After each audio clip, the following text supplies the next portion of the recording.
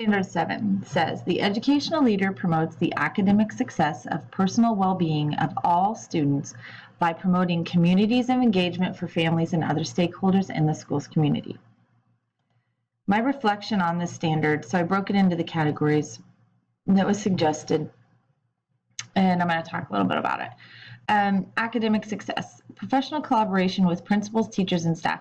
Now, if you cannot have professional collaboration between your administration, your teachers, and your support staff, you're not going to have a well-rounded academic environment for these students to learn. They won't have any fluency between their special classes, interventionists, administration, which is, ultimately is how things are carried out versus how the teacher carries things out versus how the interventionist or special class teachers teaches things or special ed teacher teaches things. You have to have that fluency, that collaboration between all, so you can have a well-rounded, fluent academic environment for these students to learn in. Compromising creates opportunities for growth.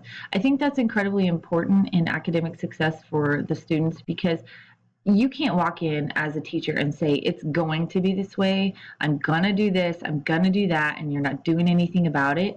That, again, goes back to that professional collaboration, but it's compromise also. You have to be willing, not only as a teacher, but as an administrator, to have that mindset that I'm not always right, and maybe, just maybe, I need to look at their view and compromise and negotiate where we're at on these things. I think that's incredibly important.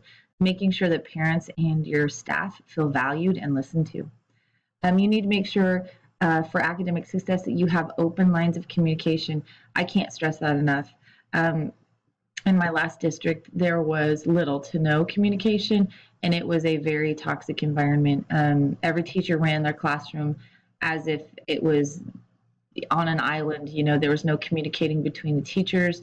The superintendent, which was the superintendent/principal, because we're in a small district, actually preferred it that way. That way it was easier for him to divide and conquer, if you will.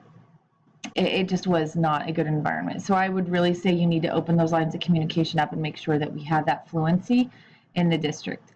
We need to create opportunities for teachers and student support. Now, when I say that, the opportunities I'm talking about right now is this case. We need to make sure that those parents and the community members that want to volunteer and want to support the staff and help them do their job better actually is also helping our students learn better, because they are collaborating with us and working with those students. So I think it's kind of a double-edged sword that we need to take advantage of on both sides. The well-being for all. Again, opening up those lines of communication, not just for academic success, but for social emotional growth and well-being, I think is huge. You need to make sure that those students trust you, talk to you. The parents trust you and can talk to you. Your staff trusts you and can talk to you. Can you reach everybody? Can you make everybody happy? Absolutely not. But it is your job to make sure those lines of communication are open, you are available, and you're visible, and you're approachable. That way, those people who do need to talk to you and need to come to you can come to you.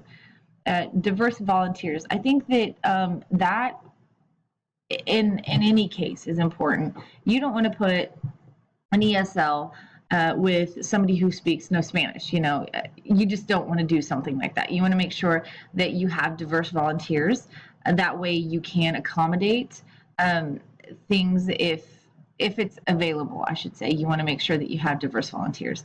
In some areas, you may not have the diversity we have in others, so that may be a little more difficult. You want school-to-home connection. The school-to-home connection is incredibly important. Most of this is incredibly important, but school-to-home connection is really important. Those parents need to feel like they are part of their children's academic success and education, and they need to make sure that they feel like you value them.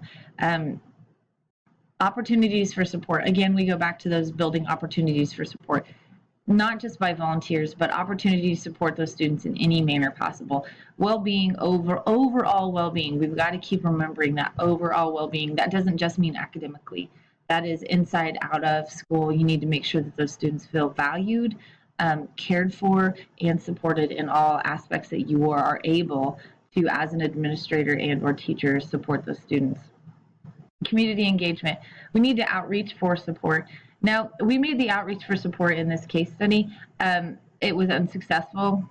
We had to do it again.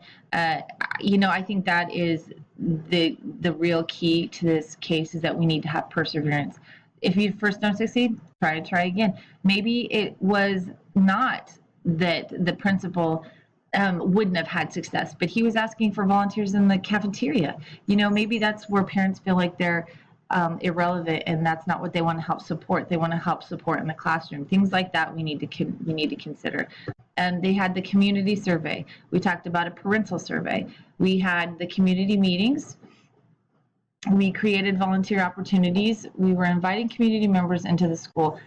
Inviting a community member into the school, again, really opens up those doors for opportunities of support, and opening those lines of communication that you may not have had in the past. And keeping those lines of communication sustained and open for the long term. Conclusion. My conclusion to this case is that communication is the key to overall success of any school. We need to know your administration's stance on communication and outside support. So you don't want to come into a job and be like, hey, you come in all sunshines and roses thinking, hey, this is going to be so amazing, this looks so good, but their communication level and skill level, it just isn't where you need it to be. Don't be afraid to bring up matters more than one time. You need to make sure that if you don't get basically the answer that you need to satisfy yourself, that you keep working towards it. Forge ahead when you don't get the response you want. Make sure that you have that perseverance, so you really can keep what those kids need and what's best for your school in mind. And you need to make sure that every parent's opinion is valued.